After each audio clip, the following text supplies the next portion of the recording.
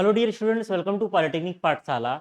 हम लोग मॉस की क्लास में आगे बढ़ते हैं। हमारा जो अगला चैप्टर है बाबू, चैप्टर का नाम है slope and deflection of beam, यानी कि धरण में उत्पन्न होने वाले विक्षेप और ढलान के बारे में हमको पढ़ना है। तो सबसे पहले हम लोग जान लेते हैं कि इस चैप्टर के अंतर्गत हमको कौन कौन से टॉपिक्स कवर करने हैं। तो अगर हम लोग बात करें, इसमें हमारा जो सिलेबस है, इसमें हमको पढ़ना है definition of slope and deflection, यानी कि स्लोप और डिफ्लेक्शन की परिभाषा क्या होती है। स्लोप को हिंदी में लोग बोलते हैं ढलान बोलते हैं, और डिफ्लेक्शन को लोग बोलते हैं विक्षेप बोलते हैं।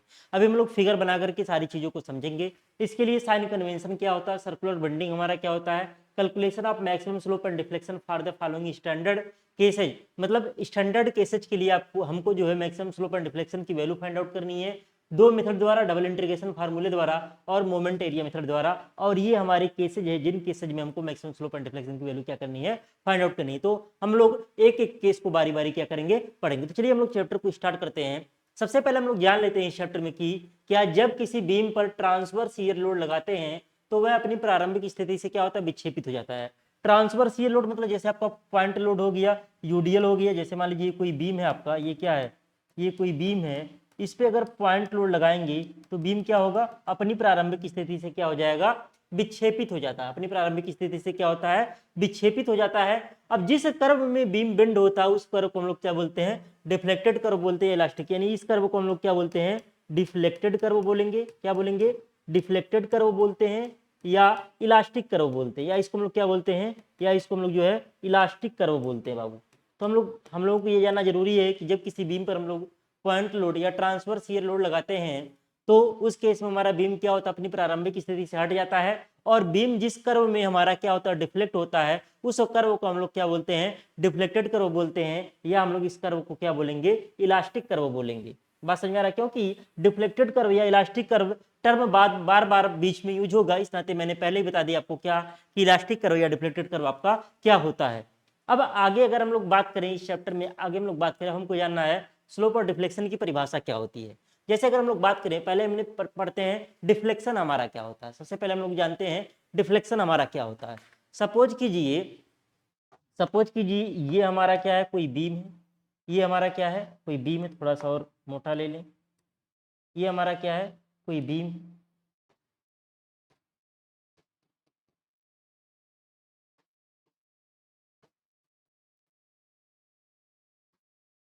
यहाँ पे लोड लगा है W, यहाँ पे क्या लोड लगा है, लोड लगा है W।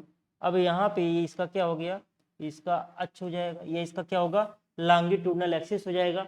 अब लॉन्गिट्यूडनल एक्सिस की बात करें, जब इस पर लोड लगेगा ये, तो ये एक्सिस कैसे होगा, इस ऐसे क्या हो जाएगा, बेंड हो जाएगा। ऐसे क्या होगा, बेंड होगा। क्या होगा, बेंड होगा। अब मान लीजिए हम इस पर कोई पॉइंट कंसीडर करें P, इस पॉइंट पर कोई, इस पर कोई पॉइंट कंसीडर करें P, इसके लॉन्गिट्यूडनल एक्सिस पे, तो ये P लोड लगने के पहले की स्थिति है, और ये P डैश बाबू जो है लोड लगने के बाद की स्थिति है। ये जो लोड लगने के पहले और लोड लगने के बाद की जो स्थिति है, इसके बीच की जो वर्टिकल दूरी है, इसके बीच की दूरी मान लीजिए क्या है, दूरी मान लीजिए y है। तो यही जो y हमारा होता है, इसी को हम लोग क्या बोलते हैं, डिफ्लेक्शन बोलते हैं। इसी y को हम लोग क्या बोलते हैं, जो हमारा y है, इसी को हम लोग क्या बोलते हैं, डिफ्लेक्शन बोलते हैं। क्या बोलते हैं, डिफ्लेक्शन। डिफ्लेक्शन को हिंदी में हम लोग क्या बोलते हैं, विक्षेप बोलते हैं। क्या बोलते हैं, विक्षेप बोलते हैं। ये हमारा धरण का क्या है, लॉन्गिट्यूडनल एक्सिस है। क्या है, लॉन्गिट्यूडनल एक्सिस है, अनुदैर्ध्य अक्ष है हमारा। तो डिफिनीशन क्या होता है, धरण के लॉन्गिट्यूडनल एक्सिस के किसी बिंदु की, मान लीजिए धरण के लॉन्गिट्यूडनल एक्सिस पे हम लोग कोई पॉइंट कंसीडर करें, तो बिंदु की भार लगने से पहले तथा भार लगने के बाद की स्थितियों के बीच की। तो ये जो हमारा बिंदु P है, यहाँ पे जो पॉइंट P कंसीडर किया है, यहाँ पे जो पॉइंट P कंसीडर किया है, ये भार लगने के पहले का है और ये भार लगने के बाद का है। तो किसी बिंदु की भार लगने से पहले तथा भार लगने के बाद की स्थितियों के बीच की वर्टिकल डिस्टेंस, वर्टिकल डिस्टेंस यानी कि ऊर्ध्व दूरी, वर्टिकल डिस्टेंस को हम लोग क्या बोलेंगे, ऊर्ध्व दूरी को धरण का उस बिंदु पर हम लोग क्या कहते हैं, डिफ्लेक्शन कहते हैं। इसे हम लोग स्मॉल y से या डेल्टा से क्या करते हैं, दर्शाते हैं। जो हमारा डिफ्लेक्शन होता है बाबू, उसको हम लोग क्या करते हैं, स्मॉल y से या डेल्टा से हम लोग क्या करते हैं, इसको प्रदर्शित करते हैं। फिर से समझिएगा कि धरण के लॉन्गिट्यूडनल एक्सिस के किसी बिंदु की, धरण के लॉन्गिट्यूडनल एक्सिस के किसी बिंदु की भार लगने से पहले तथा भार लगने के बाद की स्थितियों के बीच की वर्टिकल दूरी को हम लोग क्या कहते हैं, डिफ्लेक्शन कहते हैं। इसे हम लोग y से या स्मॉल डेल्टा से क्या करते हैं, दर्शाते हैं। हम लोग बात कर लेते हैं इसी प्रकार से स्लोप ऑफ बीम। स्लोप क्या होता है, आप सपोज कीजिए हम कोई बीम ले, वैसे ही हम लोग यहाँ पे भी कोई बीम ले रहे हैं, यहाँ पे भी क्या ले रहे हैं, कोई बीम ले रहे हैं, ये इसका क्या हो गया, सपोर्ट हो गया। बीम का यहाँ पे क्या ड्रा कर दिया हमने, सपोर्ट ड्रा कर दिया। ये मान लीजिए बीम की क्या है, लॉन्गिट्यूडनल एक्सिस है। यहाँ पे हमने कोई लोड लगाया, कहीं पे लोड लगा दिया डब्लू। लोड लगाने के बाद क्या होगा, ये हमारा जो लॉन्गिट्यूडनल एक्सिस है ये डिफ्लेक्टेड कर्व के फॉर्म में क्या करेगा, ऐसे हमारा बेंड हो जाएगा, ऐसे हमारा क्या हो जाएगा, बेंड हो जाएगा। अब ध्यान दीजिएगा, अब अगर हम लोग इस पे किसी को भार लगने के बाद, मान लीजिए अगर हम लोग डिफ्लेक्शन की बात करें, किसकी बात करें, स्लोप की अगर हम लोग बात करें, तो मान लीजिए इस पे अगर हम लोग कोई पॉइंट कंसीडर करें बाबू, क्या करें, इस पे हम लोग कोई भी पॉइंट, कहीं पे भी कोई पॉइंट कंसीडर करें। ये मान लीजिए हमने पॉइंट कंसीडर किया पी पहले, और यहाँ पे क्या हो गया, पी डैश हो गया। तो पी डैश पे अगर हम लोग टेंजेंट खींचे तो ये क्या करेगा, ये लॉन्गिट्यूडनल एक्सिस को कहीं पे काटेगा, और लॉन्गिट्यूडनल एक्सिस का ये जो कोण स्पर्शी बनाएगा, मान लीजिए कोण थीटा बना रहा है, इसी कोण को हम लोग क्या बोलेंगे, इसी कोण को हम लोग बोलेंगे स्लोप बोलेंगे। इसी कोण को हम लोग बाबू क्या बोलेंगे, इसी कोण को हम लोग क्या बोलेंगे, स्लोप बोलेंगे। बात समझ में आ रहा है, ये क्या है, ये हमारा टेंजेंट है, ये हमारा क्या है, जैसे ये हमारा पहले क्या था, पहले हमारा ये था, ये हमारा लॉन्गिट्यूडनल एक्सिस है, और ये वाला हमारा क्या है, ये वाला हमने जो पॉइंट पी लिया है उस पर क्या खींचा हमने, टेंजेंट खींचा। तो जो हमने टेंजेंट खींचा ये हमारा क्या है, ये हमारा बाबू है टेंजेंट है, क्या है, टेंजेंट है, यानी कि स्पर्शी है, क्या है, स्पर्शी है। और ये हमारा क्या है, ये हमारा लॉन्गिट्यूडनल एक्सिस है, क्या है,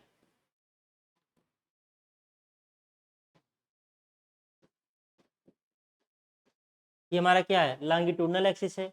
तो ये हमारा जो क्या है डिफिनेशन, धरन के किसी बिंदु पर ढलान, धरन के किसी भी बिंदु पर ढलान, उसके इलास्टिक कर्व के उसी बिंदु पर स्पर्शी का मतलब का विक्षेप से पूर्व धरन की लॉन्गिट्यूडनल एक्सिस के साथ बना कोण होता है।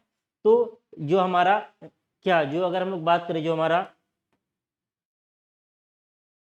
हमारा ढलान होता है, धरन के किसी बिंदु पर ढलान, किसी भी कोई भी पॉइंट हो जाए, अगर उस पर हम लोग ढलान की बात करें तो उसके इलास्टिक कर्व की, तो मान लीजिए हमारा ये बिंदु हमने कंसीडर किया, इसके इलास्टिक कर्व ये हो गया, उसी बिंदु पर स्पर्शी का विक्षेप से पूर्व धरन की लॉन्गिट्यूडनल एक्सिस के साथ बना कोण होता है। इसे हम लोग किससे, थीटा से या dy बाई डी एक्स से क्या करते हैं, दर्शाते हैं। जो हमारा स्लोप होता है बाबू, ये थीटा है, इसको हम लोग थीटा से दर्शाते हैं, या dy बाई डी एक्स से क्या करते हैं, हम लोग दर्शाते हैं। तो ये डिफिनीशन भी पूछा गया आपके एग्जाम में आपका क्या डिफिनीशन भी आपका क्या किया गया बाबू, पूछा गया है। अब आगे बढ़ते हैं हम लोग, अगला हमको पढ़ना बाउंड्री कंडीशंस। देखिए जब तक हम लोग को बाउंड्री कंडीशन का आइडिया नहीं होगा तब तक हम लोग मैक्सिमम स्लोप ऑन डिफ्लेक्शन की वैल्यू फाइंड आउट नहीं कर पाएंगे। तो बाउंड्री कंडीशन की हम लोग बात करें तो पहला हमको पढ़ना है कौन कौन सा बीम, सिंपली सपोर्टेड बीम पढ़ना है और कैंटिलीवर बीम पढ़ना है। तो अगर हम लोग बात करें सिंपली सपोर्टेड बीम की बात करें तो सपोर्ट पर डिफ्लेक्शन का मान हमेशा क्या होता है, शून्य होता है। अगर हम लोग सपोर्ट की बात करें तो सपोर्ट पर डिफ्लेक्शन की वैल्यू हमेशा क्या होती है, शून्य होती है। सपोज कीजिए हम यहाँ पे ले रहे हैं, यहाँ पे ले रहे हैं कोई सिंपली सपोर्टेड बीम ले रहे हैं, क्या ले रहे हैं, कोई सिंपली सपोर्टेड बीम ले रहे हैं।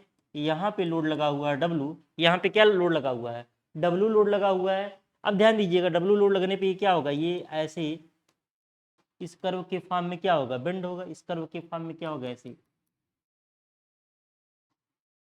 इस कर्व के फॉर्म में क्या होगा, ये हमारा बेंड होगा।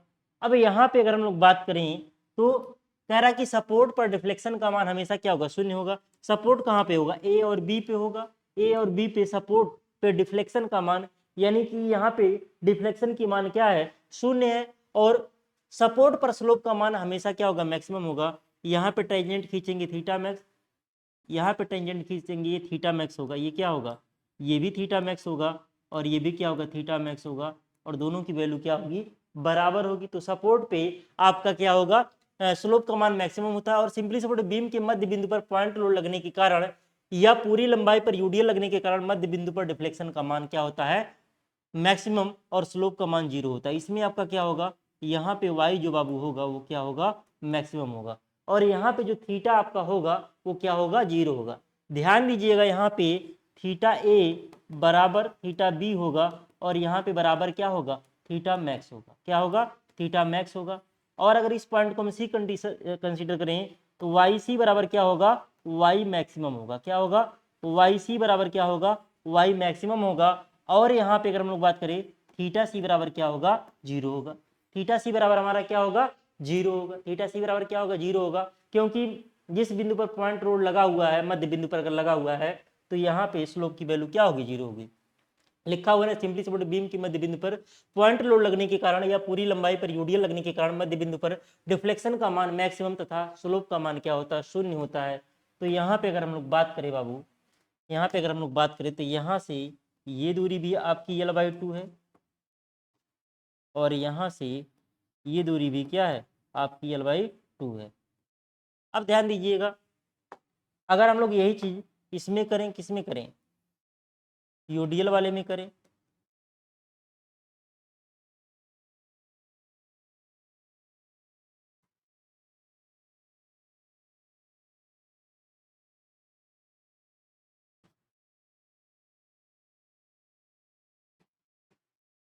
डब्लू पर यूनिट लेंथ हमारा हो गया, क्या होगा, डब्लू पर यूनिट लेंथ हो गया। अब अगर हम लोग यहाँ पे पॉइंट ए लें और यहाँ पे हम लोग पॉइंट बी लें और मध्य बिंदु पर पॉइंट सी ले लें, यहाँ पे ये दूरी आपकी L/2 हो, यहाँ से ये दूरी आपकी L/2 हो, और ये आपका क्या होगा, डिफ्लेक्टेड कर्व के रूप में क्या होगा, मुड़ेगा। तो यहाँ पे क्या होगा बाबू, ये आपका क्या होगा, वाई मैक्सिमम होगा। और यहाँ पे अगर हम लोग स्लोप की अगर हम लोग बात करें, तो यहाँ पे बाबू जो स्लोप होगा ये आपका थीटा मैक्स होगा, और यहाँ पे जो स्लोप होगा ये क्या होगा, ये आपका थीटा मैक्स होगा। यहाँ पे भी आपका स्लोप क्या होगा, थीटा मैक्स आपका होगा। यहाँ पे अगर हम लोग बात करें, अब जैसे यहाँ पे क्या होगा, अब थीटा ए जो होगा वो थीटा बी के बराबर होगा, और यही क्या होगा, थीटा मैक्स होगा। तो आपको पता होना चाहिए बाबू कि कहाँ पे आपका थीटा मैक्स होगा और कहाँ पे आपका वाई। अगर हम लोग यहाँ पे बात करें तो वाई सी जो आपका होगा वो क्या होगा, वाई मैक्स होगा। और क्या होगा, जो थीटा सी होगा बाबू वो क्या होगा, जीरो होगा। और यहाँ पे अगर हम लोग बात करें वाई ए बराबर वाई बी बराबर क्या होगा, जीरो होगा। वाई ए बराबर वाई बी क्या होगा, जीरो होगा। और यहाँ पे भी आपका क्या होगा, वाई ए जो होगा और जो वाई बी होगा ये क्या होगा, जीरो होगा। सपोर्ट पे आपका डिफ्लेक्शन जीरो होगा, और आपका क्या होगा, स्लोप मैक्सिमम होगा और बीच में मिड पॉइंट पे आपका डिफ्लेक्शन मैक्सिमम होगा, और क्या होगा, आपका स्लोप जीरो होगा। तो ये चीज आपको पता होनी चाहिए, तभी आप मैक्सिमम स्लोप और मैक्सिमम डिफ्लेक्शन की वैल्यू क्या कर पाएंगे, फाइंड आउट कर पाएंगे। और ये चीज आप इमेजिन भी कर सकते हैं कि ये आपका वैल्यू होगा, ठीक है। ऐसे ही हम लोग बात कर लेते हैं, आगे हम लोग बात कर लेते हैं कैंटिलीवर बीम के लिए। तो कैंटिलीवर बीम के फिक्स एंड पर स्लोप एंड डिफ्लेक्शन का मान क्या होता है, शून्य होता है। अब अगर हम लोग कैंटिलीवर की बीम की बात करें तो कैंटिलीवर बीम की क्या होता है, कैंटिलीवर बीम के फिक्स एंड पर स्लोप और डिफ्लेक्शन दोनों का मान क्या होता है, शून्य होता है। और कैंटिलीवर बीम के फ्री एंड पर स्लोप एंड डिफ्लेक्शन दोनों का मान क्या होता है, मैक्सिमम होता है। मान लीजिए कि कोई कैंटिलीवर बीम है बाबू, यहाँ पे मान लीजिए हम पॉइंट लोड लगाएं या पूरी लंबाई पे यूडीएल लगा दे, उससे कोई दिक्कत नहीं है। तो यहाँ पे अगर ऐसे हम लोग करते हैं तो ये इस फॉर्म में मुड़ेगा ऐसे। ये मान लीजिए ए पॉइंट हो गया, ये बी हो गया, ये हमारा बी डैश होगा। तो यहाँ पे ध्यान दीजिएगा, यहाँ पे जो स्लोप होगा ये क्या होगा, ये थीटा मैक्स होगा। क्या होगा, थीटा मैक्स हो जाएगा। यहाँ पे अगर हम लोग बात करें और यहीं पे आपका क्या होगा, यही आपका वाई मैक्स भी होगा। क्या होगा, वाई मैक्स भी होगा। यहाँ पे अगर इस तरीके से लोड लगा हुआ है तो आपका थीटा ए बराबर क्या होगा, थीटा थीटा ए बराबर क्या होगा, जीरो होगा। और वाई ए बराबर भी क्या होगा, जीरो होगा। बिंदु ए पे स्लोप डिफ्लेक्शन दोनों की वैल्यू जीरो होगी। और वाई बी जो होगा आपका क्या होगा, वाई मैक्स होगा। और अगर हम लोग बात करें थीटा बी की बात करें, किसकी बात करें, थीटा बी की अगर हम लोग बात करें तो ये भी आपका क्या होगा, थीटा मैक्स होगा। थीटा बी भी क्या होगा आपका, थीटा मैक्स आपका होगा। थीटा बी भी क्या होगा, थीटा मैक्स आपका होगा, ठीक है। तो चलिए हमारा क्या हो गया, कैंटिलीवर बीम हो गया। अब हम लोग बात करते हैं method for finding slope and deflection. Slope and deflection find करने की कौन कौन सी विधियां हैं। तो और जो यहाँ पे विधि लिखी हुई इसके अलावा और भी विधियां होती हैं। यहाँ पे क्या लगा लिखा हुआ, डबल इंटीग्रेशन मेथड, यानी कि दोहरा समाकलन विधि। इसको हम लोग क्या बोलते हैं, दोहरा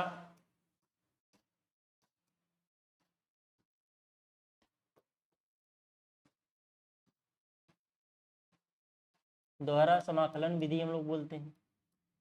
इसको हम लोग क्या बोलेंगे, घूर्ण क्षेत्र विधि बोलेंगे,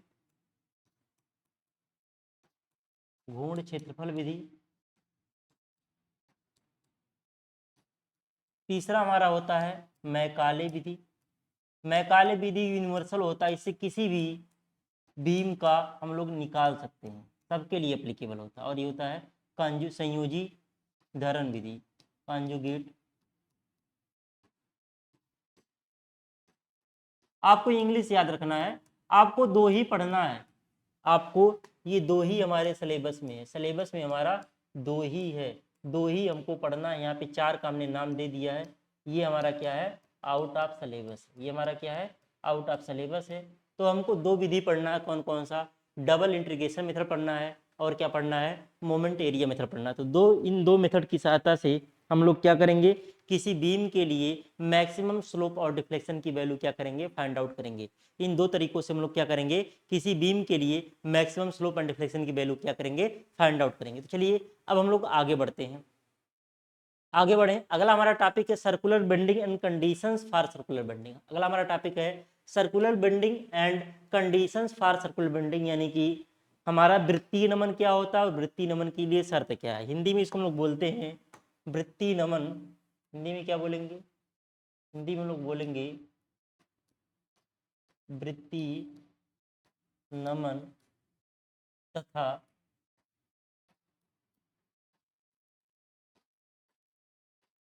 वृत्तीय नमन के लिए शर्त।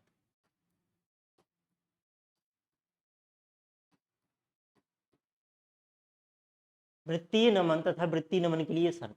तो वृत्तीय नमन हमारा क्या, वृत्तीय नमन के लिए शर्त क्या है, चलिए हम लोग जानते हैं कि जब किसी बीम का बेंडिंग इस प्रकार हो कि, जब किसी बीम का बेंडिंग इस प्रकार हो कि बीम एक वृत्त के चाप की आकृति में मुड़े, जब किसी बीम का बेंडिंग इस प्रकार हो कि बीम एक वृत्त के चाप की आकृति में मुड़े, तो इस प्रकार के बेंडिंग को सर्कुलर बेंडिंग कहते हैं। यानी कि बीम का जो हमारा बेंडिंग हो कैसा हो, एक वृत्तीय चाप के आकृति में हो। किस आकृति में हो, एक वृत्त के चाप की आकृति में हो, तो इस प्रकार के बेंडिंग को हम लोग क्या बोलते हैं, सर्कुलर बेंडिंग बोलते हैं। तो जब किसी बीम का बेंडिंग इस प्रकार हो कि बीम एक वृत्त के चाप की आकृति में मुड़े, तो इस प्रकार के बेंडिंग को हम लोग क्या बोलते हैं, सर्कुलर बेंडिंग बोलते हैं। बात समझ में आ रहा है, यानी कि बीम जो हमारा बेंड हो रहा है, तो बीम जिस शेप में बेंड हो रहा है वो क्या हो, वो एक वृत्त का चाप की आकृति हो। अब सर्कुलर बेंडिंग का प्रमुख प्रतिबंध निम्न प्रकार है कि एम बटे आई इक्वल टू ई बटे आर बराबर कांस्टेंट होना चाहिए।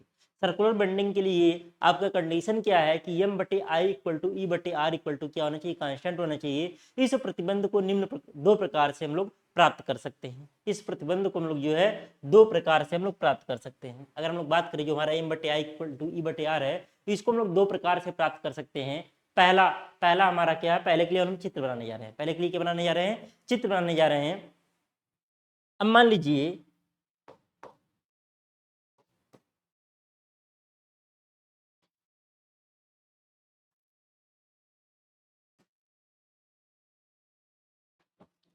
अब ध्यान दीजिएगा, हमारा यहाँ पे जो बाबू बीम है,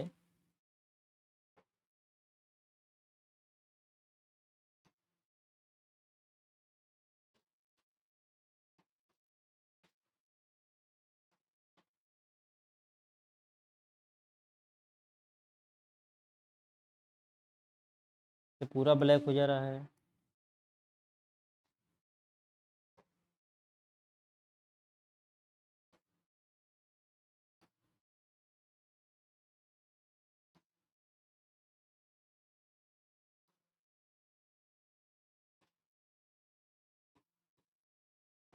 एक मिनट रुक जाइए, बोर्ड थोड़ा सा हैंग कर रहा है, अभी तुरंत सही हो जाएगा।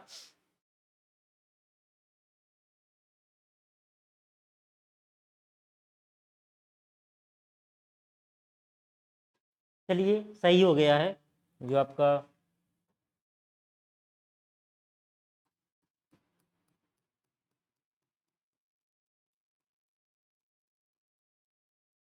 ये डॉट डॉट करके मैं बना रहा हूँ, ये क्या है, डॉट डॉट करके। बीम हमारा बाबू जो है ये है, बीम हमारा क्या है, बीम हमारा ये है।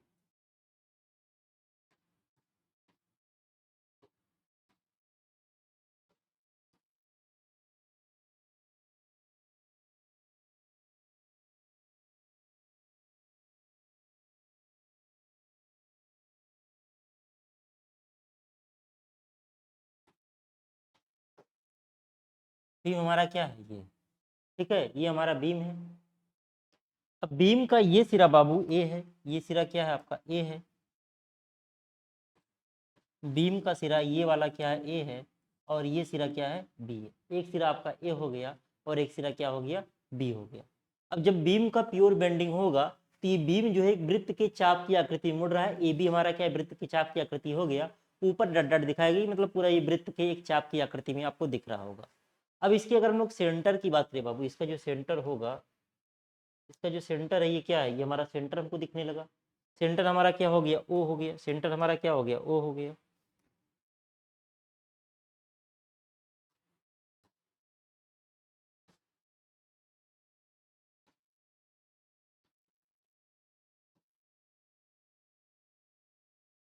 ये हमारा सेंटर क्या हो गया, सेंटर हमारा ओ हो गया बाबू, सेंटर क्या हो गया ओ हो गया। अब यहाँ पे जो इसकी सिधाई पे जो हमारा डिफ्लेक्शन है, इसकी सिधाई पे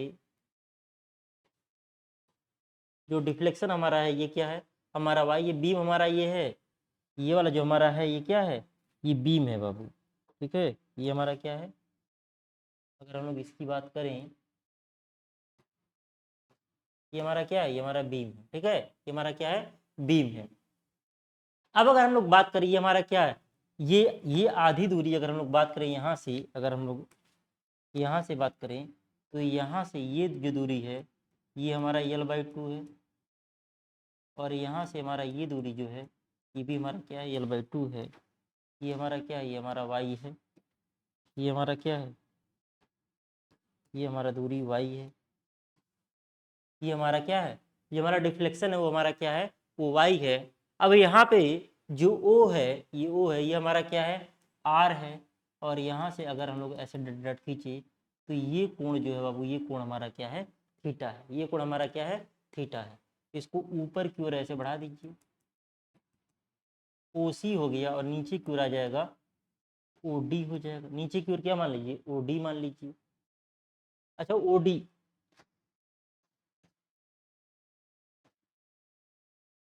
यहाँ पे आप C मान लीजिए, यहाँ पे आप D मान लीजिए, और यहाँ पे मान लीजिए OE मान लीजिए, ठीक है। क्या मान लीजिए OE, या C को C डैश मान लीजिए, ज़्यादा सही है। जो C बिंदु है वो क्या हो गया C डैश हो गया। ध्यान दीजिएगा हमारा एक बीम AB है।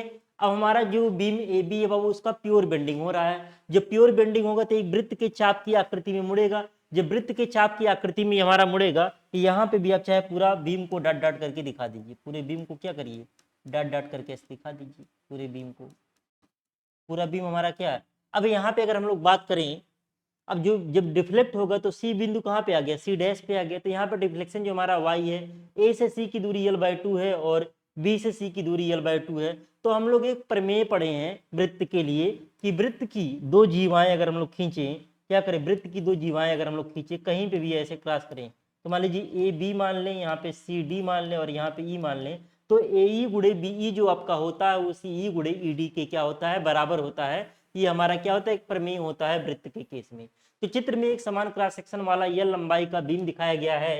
ये हमारा क्या है स्मॉल L लंबाई का बीम दिखाया गया है, जिस पर बेंडिंग मोमेंटम लगने के कारण बीम वृत्त के चाप की आकृति में मुड़ती है। बीम के मध्य बिंदु पर विक्षेप y तथा बीम के सिरे पर ढलान हमारा क्या है, बीम के सिरे पर जो हमारा ढलान है बाबू ये थीटा है। बीम के सिरे पे जो हमारा ढलान है वो क्या है, ढलान जो बाबू यहाँ पे जो डिफ्लेक्शन है वो थीटा है, और जो यहाँ पे डिफ्लेक्शन है वो भी क्या है थीटा है। बीम के सिरे पे जो हमारा ढलान का मान है, स्लोप का मान है वो हमारा क्या है थीटा है। तो वक्रता त्रिज्या इसकी क्या है आर है। वक्रता त्रिज्या अगर आर हो तो क्या लिख सकते हैं AC गुणे BC बराबर DC गुणे CC डैश लिख सकते हैं। तो हम लोग लिख सकते हैं इस केस में, हाँ अब इस केस में हम लोग क्या लिख सकते हैं ज्यामिति से, वही चीज इंग्लिश में लिखा हुआ है। हम लोग यहाँ से क्या लिख सकते हैं ज्यामिति से, यानी कि फ्रॉम ज्योमेट्री, ज्यामिति से फ्रॉम ज्योमेट्री, ज्यामिति से क्या लिख सकते हैं AC गुणे BC बराबर DC गुणे CC डैश। ध्यान दीजिएगा AC और BC की वैल्यू ये भी L/2 है और ये भी L/2 है। DC का जो मान होगा बाबू, DC का मान जो होगा ध्यान दीजिएगा, DC जो आपका होगा ध्यान दीजिएगा यहाँ से D से C डैश हो जाएगा 2R, और 2R में से Y घटा देंगे तो आपका क्या हो जाएगा DC हो जाएगा, तो ये आपका DC का वैल्यू हो जाएगा 2r माइनस वाई, और CC डैश जो होगा ये आपका क्या होगा, ये आपका y होगा। CC डैश बाबू क्या होगा, आपका y हो जाएगा। अब इसी को क्या कर देना, इसी को हल कर दीजिए, इसी को हल कर दीजिए। तो यहाँ पे क्या हो जाएगा, आपका हो जाएगा यल स्क्वायर बाई 4 हो जाएगा, बराबर यहाँ से हो जाएगा 2RY, और माइनस क्या हो जाएगा, माइनस वाई स्क्वायर हो जाएगा, माइनस क्या हो जाएगा, वाई स्क्वायर हो जाएगा। ध्यान दीजिएगा जो डिफ्लेक्शन अब यहाँ पे चूंकि बहुत बड़ा करके दिखाया गया है कि आपको दिखे, वैसे एक्चुअल केस में अगर हम लोग बात करें तो y की वैल्यू जो होती है वो बहुत कम होती है, y का मान बहुत कम होता है, इस नाते वाई स्क्वायर को क्या मान सकते हैं, नगण्य मान सकते हैं। तो यहाँ पे हम लोग क्या कर सकते हैं, इसको लिख सकते हैं ऐसे 0, इसका मतलब इसको हमने नगण्य मान लिया। इसका मतलब क्या होता है ना, चाहे तो लिखिए कि चूंकि y का मान बहुत कम है इस नाते वाई स्क्वायर को नगण्य मानने पर चाहे लिखिए, या ऐसे टेंस टू 0 कर दीजिए, कोई दिक्कत नहीं, ऐसे आप कर सकते हैं। ठीक है, तो यहाँ से क्या हो जाएगा, यहाँ से 2RY इक्वल टू हो जाएगा यल स्क्वायर बाई 4, तो यहाँ से y बराबर हो जाएगा, y बराबर क्या हो जाएगा, यल स्क्वायर बाई 8r। y का मान क्या आ गया, यहाँ से आपका y का मान आ गया बाबू यल स्क्वायर बटे 8r आ गया, क्या आ गया, y का मान आ गया यल स्क्वायर अपान 8r। अब हमको क्या निकालना है, अब हमको अधिकतम विक्षेप निकालना है, ये हमारा। अब अगर हम लोग बात करें,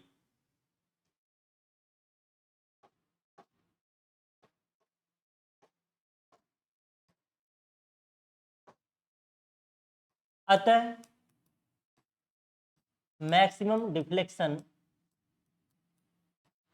मैक्सिमम डिफ्लेक्शन की अगर हम लोग बात करें तो y बराबर क्या हो जाएगा, यल स्क्वायर बाई 8 तो रहेगा, और इंटू 1/r कर सकते हैं, इसको क्या ले सकते हैं 1/r, और 1/r बराबर होता है m बटे ई आई। तो यहाँ से लिख सकते हैं, या यहीं पे डायरेक्ट लिख दीजिए, अतः y बराबर यल स्क्वायर बाई 8 और 1/r बराबर m बटे ई आई। यहाँ पे लिख सकते हैं क्योंकि m बटे आई इक्वल टू क्या होता है, ई बटे आर। एम बटे आई इक्वल टू क्या होता है, ई बटे आर होता है, आपने पढ़ चु रखा है। तो यहाँ से 1/r बराबर क्या हो जाएगा, एम बटे ई आई, 1/r क्या हो जाएगा, एम बटे ई आई। तो यहाँ से आपका y बराबर क्या हो जाएगा, यम यल स्क्वायर अपान 8 EI, क्या हो गया, यम यल स्क्वायर बटे 8 EI आ गया, क्या आ गया, यम यल स्क्वायर बटे 8 EI आ गया। किसका मान आ गया, y का मान आपका आ गया, किसका मान आ गया, y का मान आ गया। अब अगर हम लोग बात करें, अब अगर हम लोग बात करें, ध्यान दीजिएगा, समकोण त्रिभुज ले लें, कौन कौन सा समकोण त्रिभुज ले सकते हैं, ओ ए सी ले सकते हैं, क्या ले सकते हैं, ओ ए सी, समकोण त्रिभुज, समकोण त्रिभुज ओ ए सी में, समकोण त्रिभुज ओ ए सी में आप क्या लीजिए, आप ले लीजिए इसमें साइन थीटा ले लीजिए। साइन थीटा क्या होगा, लंब बटे कर्ण होगा, में साइन थीटा बराबर क्या हो जाएगा, लंब, लंब आपका क्या है, लंब आपका है ए सी, क्या ए सी, और अपान क्या हो जाएगा, ओ ए हो जाएगा, क्या हो जाएगा, ए सी अपान ओ ए हो जाएगा। अब ध्यान दीजिएगा, जो साइन थीटा बार हमारा इतना है, तो थीटा के बहुत कम मान के लिए जो साइन थीटा होता है वो थीटा के बराबर होता है। तो यहाँ से लिख सकते हैं थीटा बराबर ए सी का मान क्या है, ए सी का मान हमारा बाबू है यल/2, ए सी का मान कितना है, यल/2 है, और ओ ए का मान क्या है, ओ ए का मान क्या है, आर है, क्या है, ये वैल्यू हमारा यल/2 है, और ओ ए का मान क्या है, आर है। यहाँ पे लिख देंगे क्योंकि थीटा का मान बहुत कम होता है, बहुत कम होता है, इसलिए साइन थीटा बराबर थीटा लेने पर, और यहाँ पे जो थीटा होता है बाबू रेडियन में होता है। ध्यान दीजिएगा, अगर आप लोग साइन एक अंश का मान निकालिए और एक अंश को आप रेडियन में बदल दीजिए, π/180 का मान निकालिए, लगभग लगभग बराबर होगा। साइन के की बात करें या टेन की बात करें, टेन में भी आपका यही होता है। तो अगर थीटा का मान बहुत कम है तो उसको हम लोग क्या ले सकते हैं, थीटा ले सकते हैं साइन के लिए, टेन के लिए। तो यहाँ पे थीटा बराबर क्या होगी, L/, तो यहाँ से थीटा बराबर क्या हो जाएगा, थीटा बराबर हो जाएगा L/2 इंटू 1/r। तो यहाँ से फिर क्या लिख सकते हैं, यहाँ से बाबू आप फिर क्या लिख सकते हैं,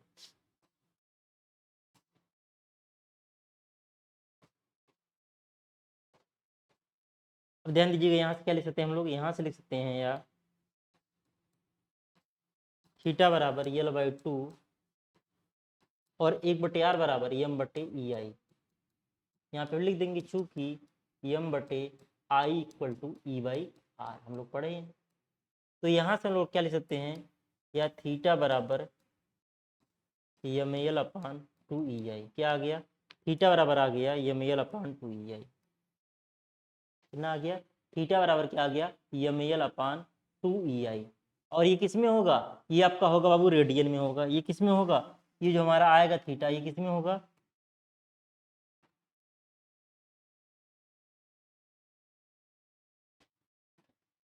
ये किस में होगा, ये हमारा रेडियन में होगा। क्योंकि जो साइन थीटा बराबर थीटा हम लोग लेते हैं, तो यहाँ पे थीटा किस में लेते हैं, रेडियन में लेते हैं। इतना आप लोग स्लोप एंड डिफ्लेक्शन भी पढ़ चुके। जो एंगल ऑफ ट्विस्ट का मान होता है वो फार्मूले में किस में लेते हैं, रेडियन में लेते हैं। अगर सवाल लगाते समय थीटा आपका एंगल में दिया हुआ है तो उसको हम लोग क्या करेंगे, रेडियन में कन्वर्ट कर लेंगे। तो ये हमारा क्या आ गया, थीटा बराबर ml/2ei रेडियन आ गया। सर्कुलर बेंडिंग के लिए हमारा ये आ गया। सर्कुलर बेंडिंग का अगर कोई क्वेश्चन रहेगा तो y बराबर ml/2ei या l/2r से 8r से निकाल लेंगे। और ऐसे थीटा बराबर ml/2ei रेडियन या थीटा बराबर L/2 L/2r से हम लोग क्या कर लेंगे, वैल्यू निकाल सकते हैं। किसे निकाल सकते हैं, L/2r से हम लोग क्या कर सकते हैं, वैल्यू निकाल सकते हैं। ठीक है, या यहाँ से ऐसे लिख लीजिए, थीटा बराबर क्या हो जाएगा,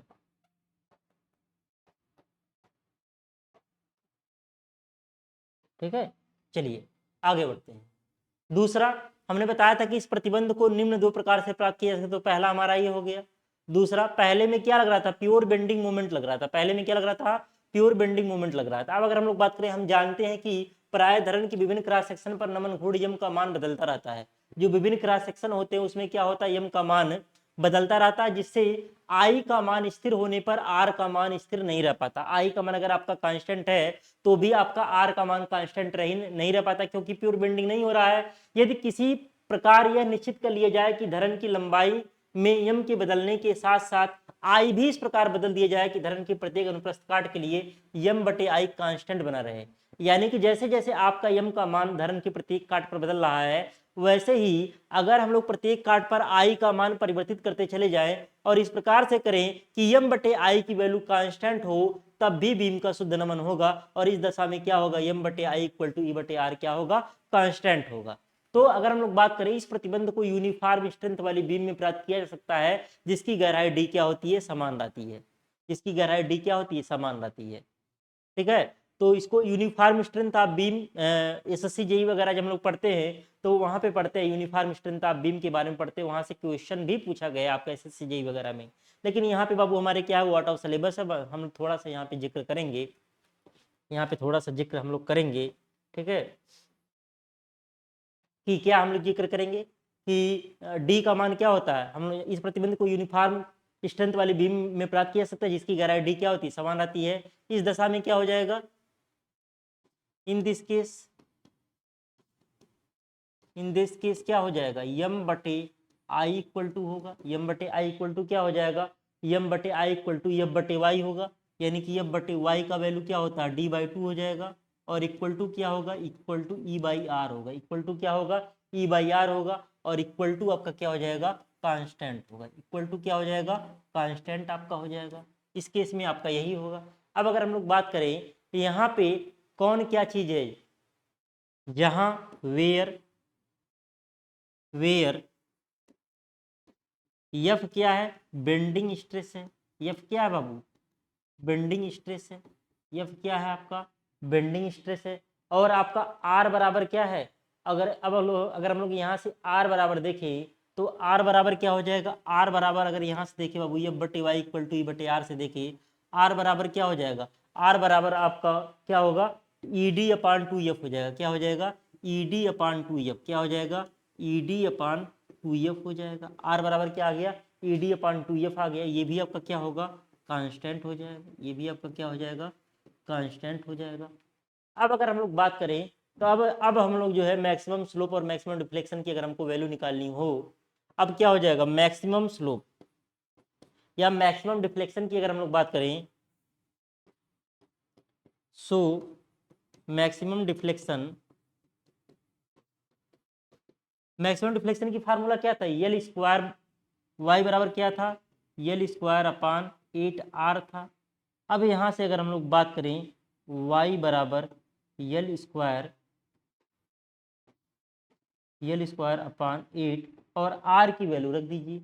आर बराबर आपका क्या है बाबू, आर बराबर आपका क्या है, ई डी अपान 2f है, या यहाँ से रख दें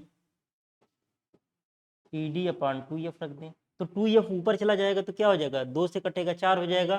तो एफ एल स्क्वायर बराबर बटे कितना आ जाएगा, 4 ई डी आ जाएगा। कितना आ जाएगा, एफ एल स्क्वायर, तो यहाँ से क्या आ जाएगा, यहाँ से आपका y बराबर हो जाएगा F L square upon 4 E D हो जाएगा।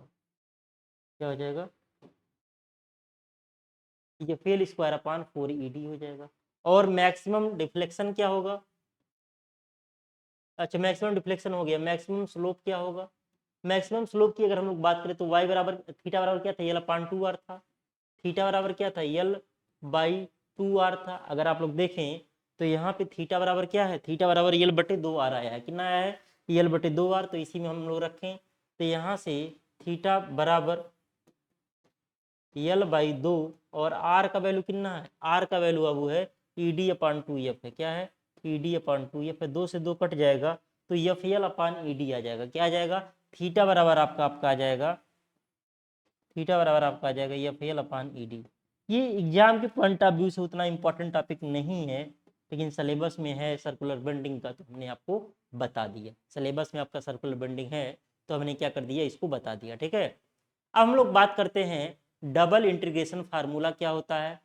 डबल इंटीग्रेशन फार्मूले का डेरिवेशन एक आध बार आपका पूछा गया है, डबल इंटीग्रेशन फार्मूले का डेरिवेशन एक आध बार आपसे पूछा गया। चलिए हम लोग पढ़ते हैं, अब क्या पढ़ते हैं, double integration formula.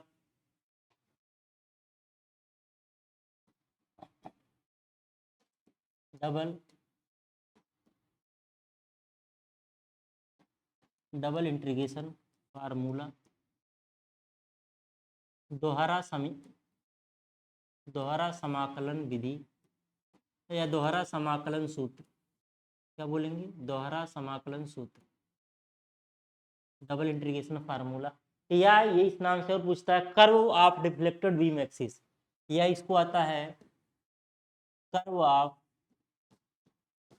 Of deflected deflected beam axis, curve of deflected beam axis इस नाम से भी जानते हैं। धारण के विक्षेपित अक्ष का वक्र, धारण के विक्षेपित धारण के विक्षेपित अक्ष का वक्र, धारण के विक्षेपित अक्ष का वक्र हो गया आपका।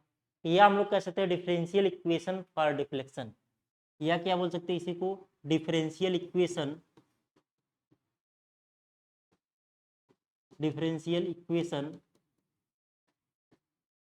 इक्वेशन फॉर डिफ्लेक्शन,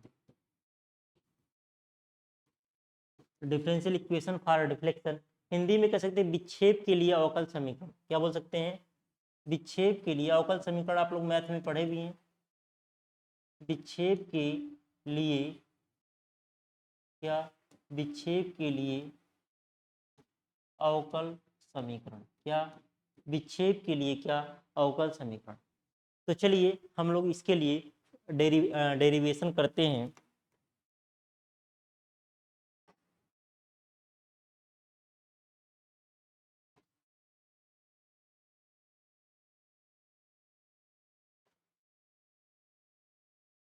हमने यहाँ पे दो एक्सिस ले लिया, क्या ले लिया हमने यहाँ पे, दो एक्सिस ले लिया, एक हमने ले लिया एक्स एक्सिस ले लिया, एक हमने ले लिया वाई एक्सिस। थोड़ा सा और बड़ा कर लीजिए,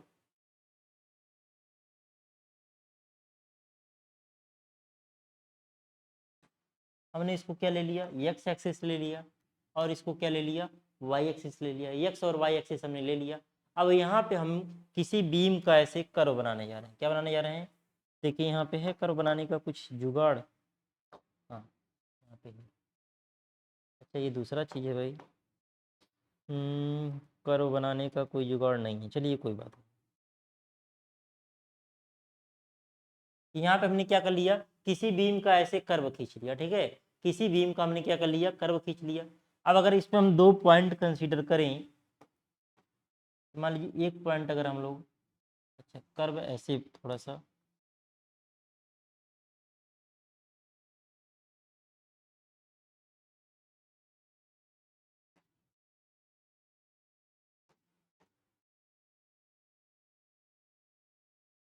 बढ़िया से बन नहीं पा रहा है। अब सही बना है कुछ, अब पहले से सही बना है, ठीक है।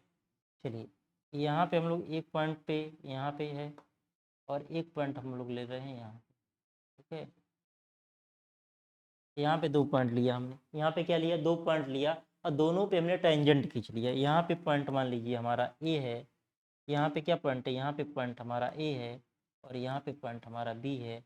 यहाँ पे हमने टेंजेंट खींच लिया, और ये जिस का चाप है वहाँ से हमने दोनों रेडियस ड्रा कर दिया, वहाँ से क्या कर दिया, रेडियस दोनों ड्रा कर दिया। अब यहाँ पे ये बिंदु हमारा क्या है, वो हो गया, ये बिंदु हमारा क्या हो गया, और ये जो चाप जो है इसके सेंटर पे जो कोण बना रहा है वो क्या है, वो हमारा डी थीटा है। जो कोण बना रहा है बाबू वो क्या है, हमारा डी थीटा है, ठीक है। वो हमारा क्या है, डी थीटा है। अब ध्यान दीजिएगा, यहाँ पे अगर हम लोग बनाएं, इसको आगे की ओर ऐसे बढ़ाएं,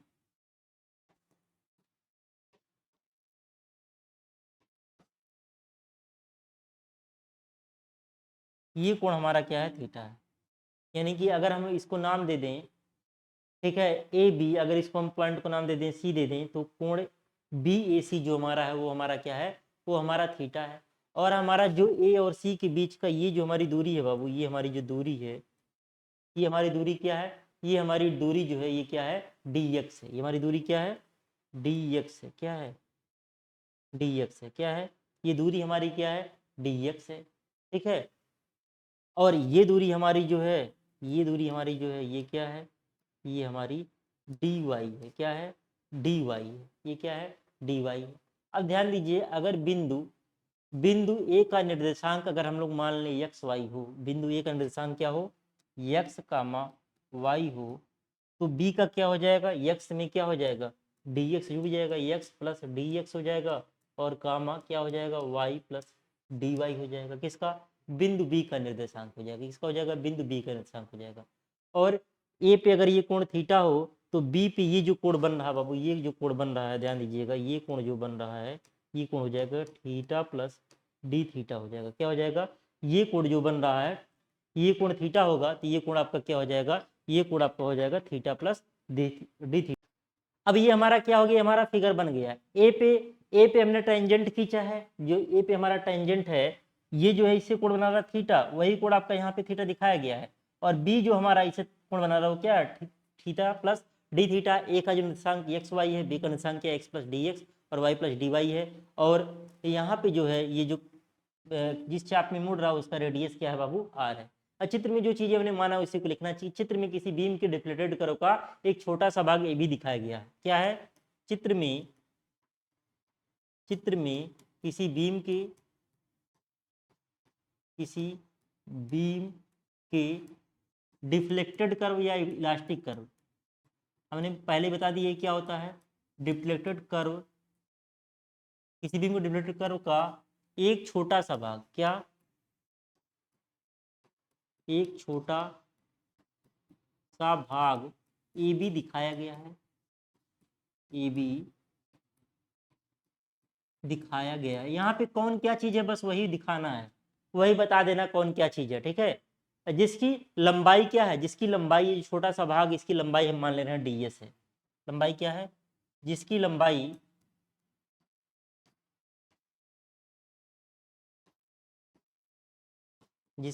क्या है, जिसकी लंबाई डी एस है। जिसकी लंबाई क्या है, जिसकी लंबाई डी एस है। बिंदु ए व बी पर स्पर्शी का, बिंदु ए व बी पर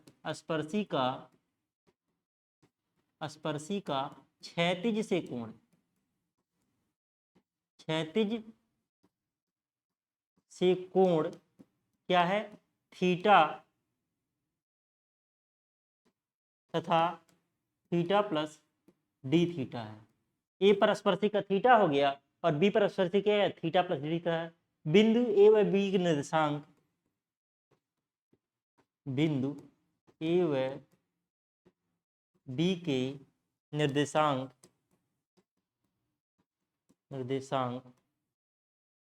x, y तथा x plus d x y plus d y क्या है, x plus d x y plus d y है। अब ध्यान दीजिएगा, ये हमने फिगर के बारे में लिख लिया। अब यहाँ पे हम लोग देखें, चूंकि हमारा ए बी की लंबाई क्या है, बहुत कम है, तो हम लोग ए बी को सीधी रेखा मान सकते हैं। क्या लिख सकते हैं, चूंकि ए बी की लंबाई बहुत कम है, क्या लिख सकते हैं, चूंकि since the length of A B is very short, चूंकि चाप ए बी की लंबाई बहुत कम है, की लंबाई बहुत कम है, अतः इसे सीधी रेखा मानने पर,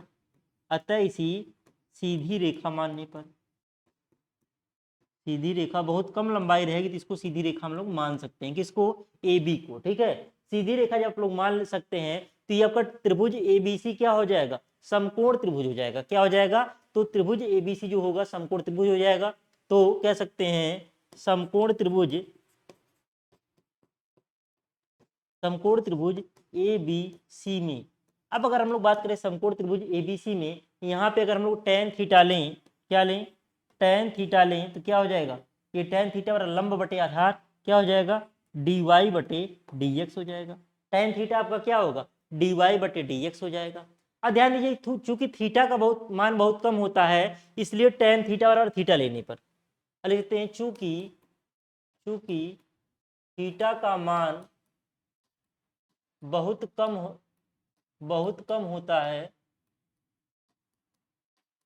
होता है, इसलिए tan थीटा बराबर थीटा लेने पर, जब tan थीटा और थीटा ले लेंगे तो क्या हो जाएगा, थीटा बराबर हो जाएगा डी वाई बटे डी एक्स। क्या हो जाएगा, थीटा बराबर आपका हो जाएगा डी वाई बटे डी एक्स।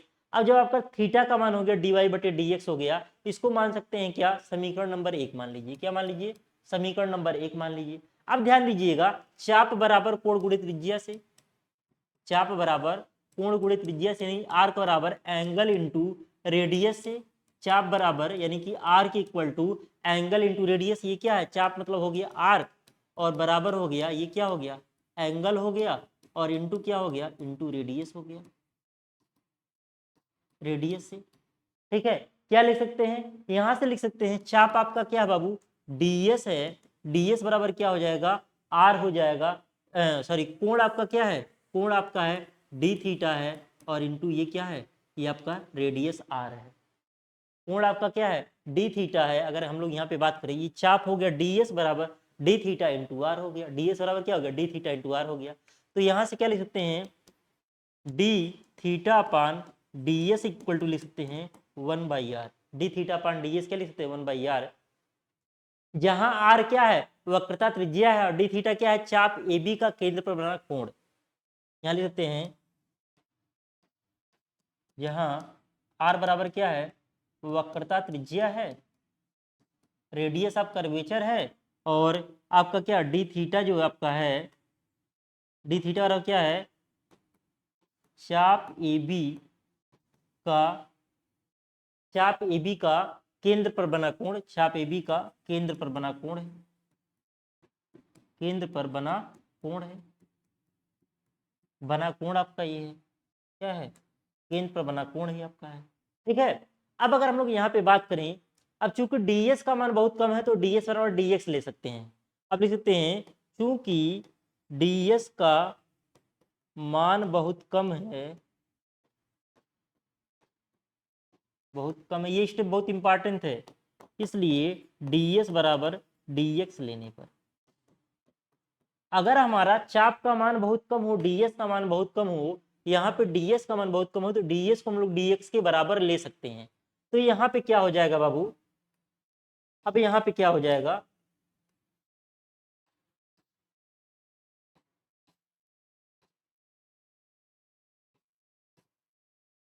अब यहाँ पे क्या हो जाएगा, ध्यान दीजिएगा, तो यहाँ पे हो जाएगा D theta upon D x बराबर हो जाएगा 1/r।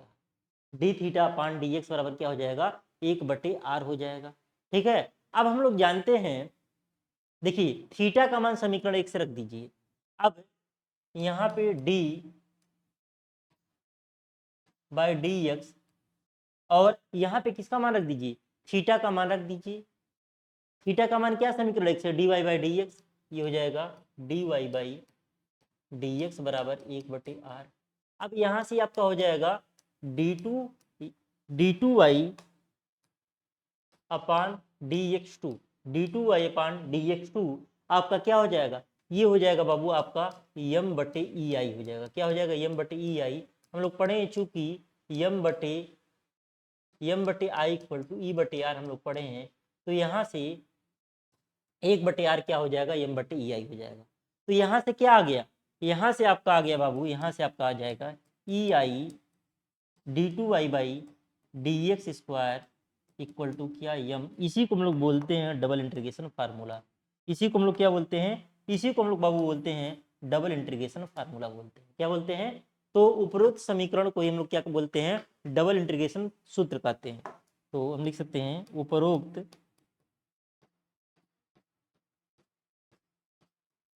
समीकरण को डबल इंटीग्रेशन फार्मूला कहते हैं। उपरोक्त सूत्र को हम लोग क्या कहते हैं, डबल इंटीग्रेशन फार्मूला कहते हैं। ठीक है, तो यहाँ से आपका ये आ गया डबल इंटीग्रेशन फार्मूला। ठीक है, चलिए अब इसके बाद का जो हम लोग टॉपिक है, इसके बाद का जो भी टॉपिक है उसको हम लोग क्या करेंगे, अगले वीडियो में कवर करेंगे। इसके बाद के जो भी टॉपिक्स है, तो हमने अभी तक बेसिक्स पढ़ लिया। अब यहाँ से हम लोग डेरिवेशन पढ़ेंगे कि अलग अलग बीम पे अलग अलग लोडिंग कंडीशन में मैक्सिमम स्लोप और मैक्सिमम डिफ्लेक्शन का मान निकालेंगे। किसके माध्यम से निकालेंगे, डबल इंटीग्रेशन फार्मूले का यूज करके निकालेंगे। इसके लिए कुछ सारे कन्वेंशन वगैरह भी पढ़ेंगे, जिसको हम लोग नेक्स्ट वीडियो में कवर करेंगे। तो चलिए मिलते हैं नेक्स्ट वीडियो में, तब तक के लिए जय हिंद साथियों।